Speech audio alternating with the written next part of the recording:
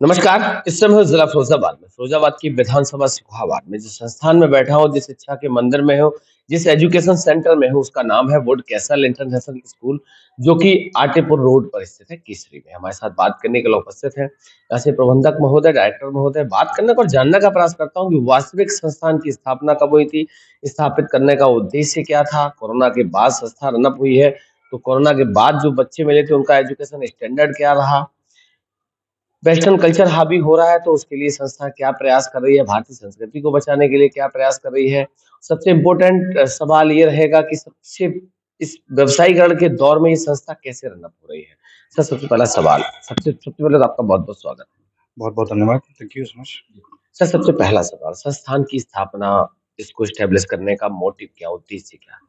Sir basically I can हम लोग अगर बात करें तो शिक्षा इस एजुकेशन का पर्पस है to make the student skilled कि अगर हम सर्टिफिकेशंस पे ना जाकर स्टूडेंट की स्किलिंग पर जिससे वो अपने करियर में एक्चुअल सक्सेस पा सके। जो हम लोग कई कंट्रीज़ का अगर उदाहरण लें, तो वहाँ पर हम डिग्री से ज़्यादा बच्चे की स्किल्स पर काम करने की कोशिश करें, जो आज के सिनेरियो में ज़रूरत है।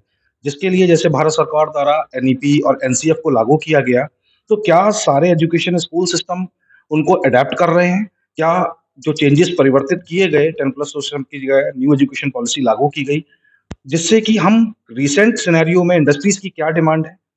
बच्चों के लिए अगर हम रोबोटिक्स की बात करें, कोडिंग की बात करें, पर्सनैलिटी डेवलपमेंट प्रोग्राम अगर हम बात करें रादर देन सब्जेक्ट्स, तो हम लोगों को बच्चों को स्किल्ड करके to make them success in their careers, चाहे वो सर्विस क्लास हो, चाहे वो हमारा बिज़नेस टर्म्स हो। तो हम दोनों ही सिनेरियो में जो-जो रिक्वायरमेंट्स हैं, उनको क्लास बेसिक से लेकर चलें और बच्चे स्किल्ड हों, क्योंकि हर पेरेंट्स का एक सपना है कि when I am educating my student, my kid, he should be successful in his life, whether it is service class, business class or he is doing entrepreneurship। So काफ़ी चीज़ों को लेकर हम लोगों ने प्रयास किया है यहाँ पर कि हम बच्चों को वो स्किल्स दे पाएँ जिनसे वो अपने ड्रीम्स को पाने में सक्षम हो पाएँ और सफलता हासिल कर पाएँ। अभी आपने पीडी का जिक्र करा, personal development very important part है लाइफ का, उस पे कैसे काम करती है संस्था? पीडीपी के बारे में अगर हम बात करते हैं, that is personality development programme.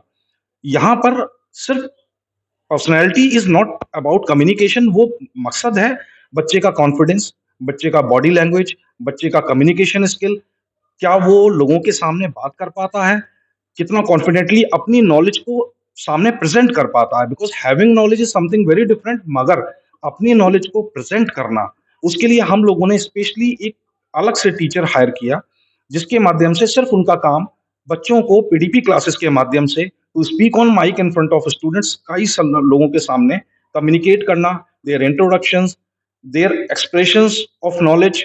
और उसके लिए हमारी regular throughout the year per day एक क्लास हम लोग अरेंज करते हैं फॉर पीडीपी। और ऐसे ही कंप्यूटर्स की हम शिक्षा की बात करें, जो आज की डेट में मस्ट डिमांड है, लेकिन हम लोगों ने उसको बुक तक सीमित कर दिया है। तो इस विद्यालय में प्रयास किया गया कि हम लोगों ने बजाय कंप्यूटर बुक्स के हमने डेली अपने फर्स्ट से लेके 8 तक के बच्चों को डेली कंप्यूटर लैब में ऑन प्रैक्टिकल्स पर डाला गया। और ये देखा गया कि फर्स्ट का बच्चा भी आज एक वर्ड और एक्सेल पर काम कर पाता है, कोडिंग कर पाता है। यूएस के हमारे ये कोड संस्था के साथ टाई अप हुआ, जहाँ पर हम बच्चों ने coding, Java programming, app development जैसी चीज़ों को यहाँ साबित करके दिखाया है। जिससे ये प्रतीत होता है कि शायद यहाँ के बच्चे भी वो सब हासिल कर सकते हैं, अगर उनको साधन दिए जाएँ जो दिल्ली या देहरादून और नैनीताल की एजुकेशन में मौजूद है। तो वो प्रयास है हमारा। सर, एजुकेशन को कितना इम्पोर्टेंट मानते हैं आप लाइफ में? सर एजुकेशन का इम्पोर्टेंस काफ़ी बहुत ज़्यादा है, क्योंकि कहीं न कहीं हर डिसीज़न, चाहे वो हम अपने इलेक्शंस की बात करें, किसी के चुनाव की बात करें, अपने करियर के चुनाव की बात करें, चाहे रिस्पेक्ट संस्कार की बात करें, तो वो कहीं न कहीं एक शिक्षक, एक टीचर का, एक स्कूल का माध्यम है कि बच्चे को education not in subjects, but एक सामाजिक और देश के प्रति भी हर तरीके की एजुकेशन को अगर हम इनकलकेट करते हैं बच्चों के अंदर, तो वो बहुत इम्पोर्टेंट है। क्योंकि सही दिशा पर जाना, उसके लिए शिक्षा का बहुत महत्व है, ताकि वो बच्चा सही और गलत के बीच में डिफरेंस कर पाए और सही रास्ते को चुनकर अपने परिवार, अपने देश के लिए सही दिशा में काम करे। हिंदुस्तान पे वेस्टर्न कल्चर, पश्चिमी सभ्यता हावी हो रही है, भारतीय संस्कृति को स्टूडेंट भूल रहे, बच्चे भूल रहे हैं। क्या प्रयास करेंगे उसके साथ-साथ आप बस को बचाने के लिए? अगर हम वेस्टर्न कल्चर की बात करें, तो आज के इंटरनेट के माध्यम में कहीं न कहीं बच्चों के पास अनलिमिटेड सोर्सेज़ हैं चीज़ों को देखने के लिए, लेकिन अगर हम उनको स्कूलों में सही दिशा में बच्चों को गाइड करें कि किसी भी साधन का सही प्रयोग कैसे है। शिक्षा के लिए बच्चा अगर उन्हीं चीज़ों को बजाय वेस्टर्न कल्चर के वीडियोज़ को देख के सीखने से, अगर टीचर्स या स्कूल उनको सही गाइड करे कि वो माध्यम आपकी शिक्षा में कमियों को दूर करने के लिए भी यूज़ किया जा सकता है। जैसे कि यहाँ प्रयास किया जाता है कि बच्चों को हमने कोडिंग की एक लॉगिन दिया, जिसके माध्यम से वो अपने घर पर भी प्रोग्रामिंग्स करते हैं, बजाय मोबाइल में ऐप खेलने के गेम्स, वो उनको डेवलप करना सीखें ताकि कल वो एक उसमें भी भविष्य बना सकें। और वेस्टर्न कल्चर से हर जगह पर कुछ पॉज़िटिव और कुछ नेगेटिविटीज़ हैं। तो बच्चों में ये संस्कार ज़रूर डाले जाएँ कि किसी भी चीज़ की अगर पॉज़िटिविटीज़ हैं तो उनको एक्सेप्ट करें, और अगर उसमें कुछ नेगेटिव या हमारे लिए सामाजिक तौर पर अगर अहित है तो उसको छोड़ के आगे बढ़ने का प्रयास करना चाहिए। शिक्षा का व्यवसायीकरण हो रहा है। आपने देखा है कि शिक्षा को बिज़नेस का माध्यम बना लिया गया। गली-गली, चौराहे-चौराहे, छोटे-छोटे संस्थान से लेके बड़े-बड़े संस्थान हैं। आपको अगर देखा जाए तो आप उन सबसे डिफरेंट कैसे हैं? सर, शिक्षा के अगर व्यवसायीकरण की बात करें तो यहाँ हर प्रकार की मानसिकता के लोग और अलग-अलग तरीके से उस चीज़ को करना चाहेंगे, मगर फिर भी as a student, as a teacher, as a director मैं ये ज़रूर कहना चाहूँगा कि शिक्षा हिंदुस्तान में जितनी आबादी है, उस हिसाब से स्कूलों के लिए अभी भी शायद अगर हम बात करें तो अच्छी गुणवत्ता शिक्षा के लिए अभी भी विद्यालयों का अभाव दिखाई देता है, अच्छी शिक्षा के लिए।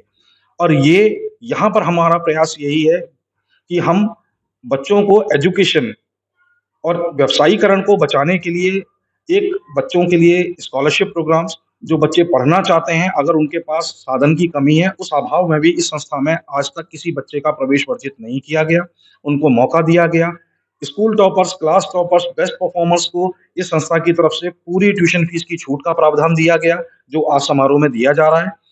तो कहीं न कहीं पढ़ने वाले बच्चे को पढ़ने के लिए साधन की अभाव में मुझे नहीं लगता कि किसी भी विद्यालय को उससे उस शिक्षा से वंचित करना चाहिए। एग्ज़ाम का टाइम है, प्रिपरेशन कैसी चल रही है? सर, अभी हमारे विद्यालय में रिसेंटली परीक्षाएँ समाप्त हुई, बच्चों के रिविज़न क्लासेस लिए गए। वीक बच्चों के लिए हमारे यहाँ डे बोर्डिंग का 2 घंटे का प्रावधान है, जिसके अंदर जिस भी बच्चे के अंदर जिस विषय के अंदर कमियाँ हैं, उसके लिए अलग से ब्लॉक क्लासेस ली जाती हैं, प्रिपरेटरी क्लासेस ली जाती हैं। तो बच्चों ने जो परफॉर्मेंसेस है, वो बहुत अच्छी तरीके से किया। और ट्रू इवैल्यूएशन अगर मैं बात करूँ, एक इस शिक्षा के मैं इस टॉपिक पर एक बोलना चाहूँगा कि यहाँ शायद हर विद्यालय को ये चाहिए कि बच्चे का ट्रू इवैल्यूएशन जो वो एक्चुअल परफ़ॉर्म करता है, वही पेरेंट्स के सामने रखे, ना कि अपनी छवि हम बचाने के लिए बच्चों का गलत रिपोर्ट्स पेरेंट्स के सामने पेश करें। ये हमारा प्रयास ज़रूर है इस विद्यालय में कि बच्चा अगर 60% के लायक अभी मौजूद हालात में तैयारी कर रहा है, तो हम उसको पहले वही दिखाएँ, क्योंकि सही इवैल्यूएशन होगा तभी हम उन बच्चों पे और मेहनत करके उनको आगे की तरफ अग्रसरित कर पाएँगे। After exam new session start इस बार क्या डेवलपमेंट रहे? पिछले साल के अनुभव के बाद हमने देखा कि किस चीज़ों में अगर कमियाँ रही हैं, पेरेंट फीडबैक्स के माध्यम से हम लोगों को और भी जो जानकारियाँ मिली, तो इस बार हम लोगों ने कुछ एडवांस करिकुलम जैसे क्लास 6 ऑनवर्ड्स हम लोगों ने मुंबई के एक माध्यम से आईआईटी नीट फाउंडेशन की ही बुक्स को लगाने का प्रयास किया है, ताकि बच्चों को अलग से पैसा खर्च करके 11वीं और 12वीं के बाद आईआईटी के लिए, नीट के लिए कोटा या दिल्ली में लाखों रुपए बर्बाद करने की ज़रूरत ना पड़े। तो क्यों ना आज से ही हम उन प्रयासों को जारी करें। तो 6 टू 9th हम लोगों ने इस बार आईआईटी करिकुलम को इंक्लूड किया है स्कूल में। और जो बच्चों के लिए कंप्यूटर्स में और कुछ साधनों की रोबोटिक्स लैब का सेटअप हम लोग कर रहे हैं इस बार, ताकि बच्चों को और ज़्यादा समय मिल पाए चीज़ों को, एडवांस टेक्नोलॉजीज़ को समझने के लिए। टीचर्स ट्रेनिंग के लिए टीम हायर की गई, जिनके द्वारा अभी रिसेंटली 16 और 17 तारीख को 6 घंटे का सेशन टीचर्स का ट्रेनिंग कराया गया, ताकि उनकी भी स्किल्स इम्प्रूव हों और अच्छी तरीके से शिक्षा को कैसे प्रदान किया जा सके। लास्ट सवाल आपसे है, नया सेशन स्टार्ट होगा, जो भी डेवलपमेंट रहेगा, उसके बाद जो पेरेंट्स अभी आपके साथ जुड़े हैं, नए लोग जो नए सेशन में आपके साथ जुड़ेंगे, शिक्षा को लेकर क्या संदेश देना चाहते हैं? हम अगर शिक्षा के तौर पे बात करें, एक पेरेंट्स के लिए सबसे मुख्य और मेन एक डिसीज़न है, अपने बच्चे की शिक्षा के लिए सही संस्थान को चुनना। वो ज़िम्मेदारी शायद मेरे हिसाब से एक पेरेंट्स की है। आपके द्वारा चुनी गई संस्था में वो बच्चा डाल दिया जाता है, जिसके बाद जैसे सुविधाएँ, जैसे साधन उसको वहाँ मिलते हैं, तो अपने बच्चे के एडमिशन से पहले ज़रूर एक बार सोचें, समझें, विचारें, देखें चीज़ों को, किसी के कहने से ना खुद आकर महसूस करें कि कहाँ मेरे बच्चे को अच्छी शिक्षा, अच्छी सुविधा और आज की मौजूदा स्थिति में सरकार की न्यू एजुकेशन पॉलिसीज़ और जो बड़े सिटीज़ में या हम देहरादून और नैनीताल की बात करते हैं, ऐसा क्या वहाँ पर है जो यहाँ नहीं है और क्यों नहीं है? और अगर कोई संस्था ऐसी सुविधाएँ दे रहा है, तो वहाँ जाकर ज़रूर देखें और सही निर्णय सोच समझ कर लें, ना कि किसी लालच या अभाव अपने सुनी-सुनाई बातों पर यकीन करके उन एडमिशन्स को अपने बच्चे को अच्छी शिक्षा के लिए अच्छा संस्था ज़रूर चुनें। बहुत-बहुत धन्यवाद सर, हमारी तरफ से भी आपको संस्थान को नए सेशन के लिए बहुत-बहुत बधाई, शुभकामनाएँ, धन्यवाद। Thank you so much.